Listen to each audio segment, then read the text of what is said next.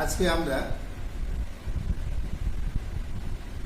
English grammar সম্বন্ধে কিছু আলোচনা করব।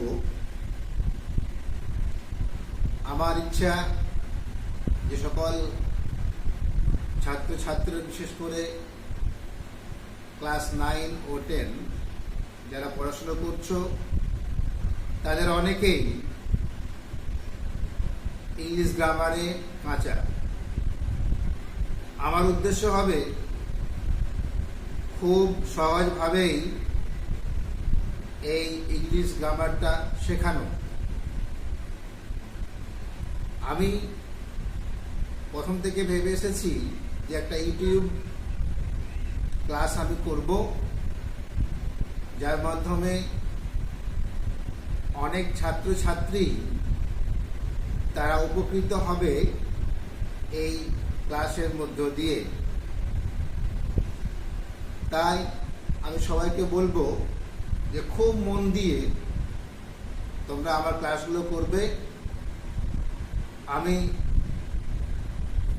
প্রত্যেকটা গ্রামারের যে চ্যাপ্টারগুলো আছে সেগুলো খুব সহজভাবেই তোমাদের আমি বোঝাবো, যাতে করে তোমরা খুব সহজেই এগুলো বুঝতে পারো এবং এগুলোকে তোমরা পরীক্ষা হোক বা যে কোনো কম্পিটিশন পরীক্ষাতেই তোমরা এগুলো কাজে লাগাবে। এই আশা নিয়েই আমি আমার প্রথম ক্লাস আজ শুরু করব। যেটা সবার সমস্যা, কোনো কিছু লিখতে গেলে এটা আমাদের সর্বসময় ভুল হয়ে থাকে যে কোনটা কোন টেন্সে লিখবো, কিভাবে লিখবো, সেটা আমরা ঠিক করতে পারি না। সেই জন্য আমরা আজকে তোমাদের টেন্স অর্থাৎ কাল, এই নিয়ে আজকে আমরা আলোচনা করব। তোমরা ভিডিওটা শেষ পর্যন্ত দেখবে। আমি একটা টপিক নিয়ে আলোচনা করব প্রত্যেক দিন, আর সেটা তোমরা ভালো করে দেখবে। আশা করি খুব সহজভাবেই তোমরা কিন্তু প্রশ্নগুলির সমাধান করতে পারবে। তোমরা সকলেই জানো যে ইংরেজিতে আমরা টেন্স যেটা বলছি, সেটা বাংলায় কাল বলা হচ্ছে। এবার টেন্স আমরা সকলেই জানি যে এই টেন্স 3 প্রকারের হয়। একটা হচ্ছে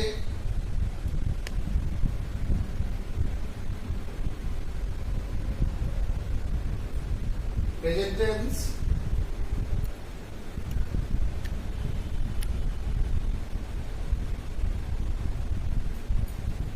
যেটা বলা হচ্ছে বাংলায় বর্তমান কাল।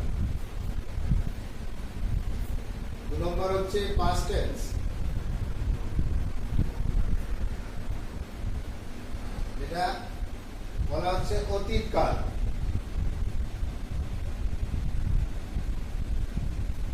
আরেকটা হচ্ছে ফিউচার টেন্স,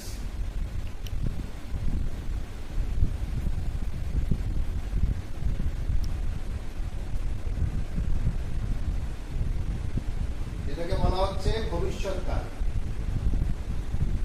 তার টেন্সকে আমরা 3 ভাগে ভাগ করলাম: প্রেজেন্ট টেন্স, পাস্ট টেন্স আর ফিউচার টেন্স। বর্তমান কাল, অতীতকাল আর ভবিষ্যৎকাল। ব্যাপারটা যেটা হচ্ছে সেটা হচ্ছে যে এই বর্তমান কাল বা অতীতকাল বা ভবিষ্যৎকাল, এগুলো যখন আমরা কোনো চিঠি লিখছি বা কোনো কিছু আমরা এটাকে অ্যাপ্লাই করছি, তখন কোনটা কিভাবে বসবে এটা কিন্তু আমরা ঠিকঠাক বসাতে পারছি।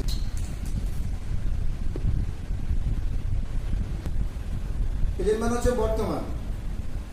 তাহলে যেটা আমরা সংজ্ঞা বাংলায় বোর্ডে লেখাচ্ছি না, জাস্ট আমাদেরকে মুখে বলে দিচ্ছি।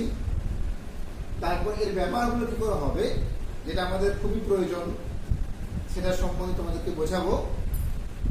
তো যেটা হচ্ছে যে প্রেজেন্ট টেন্স আমরা কাকে বলবো, সেটা হচ্ছে বর্তমানকালে কোনো কাজ করা বা হওয়া বোঝালে তাকে আমরা প্রেজেন্ট টেন্স বা বর্তমানকাল বলি।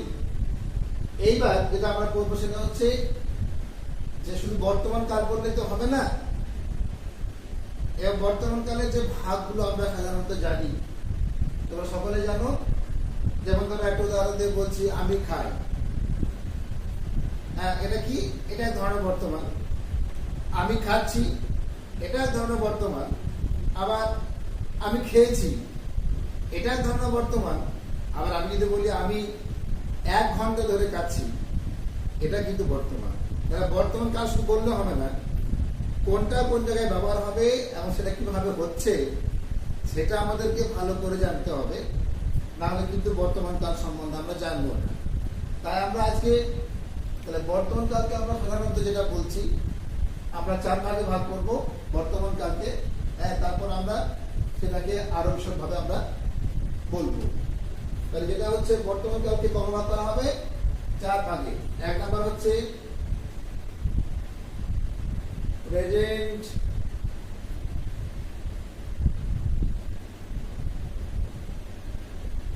Indefinite tense. আমরা শুধু ইংরেজি শিখবো না, আমরা বাংলাটা শিখবো, তাহলে সুবিধা হবে।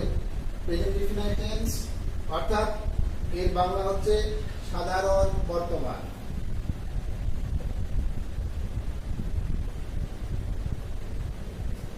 সাধারণ বর্তমান আমরা যাবো 2 নম্বরে, সেটা হচ্ছে পদ্ধতি বোঝাচ্ছি present continuous tense. Continuous means continuous মানে হচ্ছে যেটা ঘটছে, সেটা কন্টিনিউয়াস। প্রেজেন্ট কন্টিনিউয়াস টেন্স এর বাংলা মানে হচ্ছে ঘটমান বর্তমান। ঘটমান বর্তমান। 3 নাম্বার হচ্ছে present perfect tense. Present perfect অর্থাৎ যেটা অলরেডি ঘটে গেছে। প্রেজেন্ট পারফেক্ট এর বাংলা মানে হচ্ছে পুরা ঘটিত বর্তমান। পুরা ঘটিত বর্তমান এর বাংলা মানে যেটা অলরেডি ঘটে গেছে কিন্তু তার ফল এখনো বোঝা যাচ্ছে। 4 নাম্বার হচ্ছে প্রেজেন্ট পারফেক্ট কন্টিনিউয়াস টেন্স।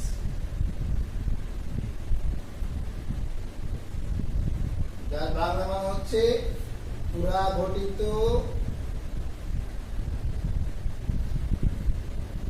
ঘটমান বর্তমান। পুরা ঘটিত ঘটমান বর্তমান। তাহলে আমরা তোমরা দেখতে পাচ্ছ যে আমরা প্রেজেন্ট টেন্সকে 4 ভাগে ভাগ করলাম। প্রথমটা হচ্ছে প্রেজেন্ট ইনডিফিনাইট টেন্স, 2 নম্বরটা হচ্ছে present continuous tense, 3 number present perfect tense, আর 4 নাম্বার হচ্ছে প্রেজেন্ট পারফেক্ট কন্টিনিউয়াস টেন্স। এইবার আমরা যেটা যাবো সেটা হচ্ছে প্রত্যেকটা প্রেজেন্ট টেন্সের যে ভাগগুলো আছে সেই ভাগগুলোকে আমরা কিভাবে আমরা ব্যবহার করব, সেটা অ্যাসার্টিভ সেন্টেন্স হোক বা ইন্টারোগেটিভ সেন্টেন্স হোক বা নেগেটিভ সেন্টেন্স হোক, এই 3 রকমের সেন্টেন্সে আমরা কিভাবে এর ব্যবহার দেখব।